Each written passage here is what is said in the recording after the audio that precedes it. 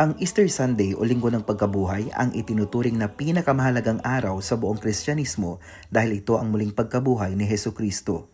Para sa mga mananampalataya, ang Easter Sunday ay simbolo ng pag-asa. Pero bakit may mga itlog, Easter egg hunt at bunnies? Ang itlog ay sumisimbolo ng bagong buhay kung paanong ang sisiw ay lumalabas sa tila patay na balat ng itlog. Ganon rin ang pagbangon ni Jesus mula sa libingan. Samantala, ang kuneho naman ay sumisimbolo ng pagdami at fertility.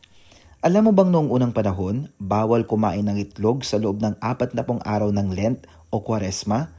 Kaya pagdating ng Easter Sunday, ang mga itlog ay kinukulayan ng pula na sumisimbolo sa dugo ni Kristo.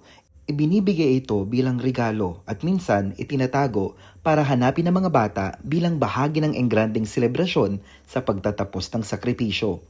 Kaya sa susunod na makakita ka ng Easter egg, isipin mong hindi lamang ito dekorasyon.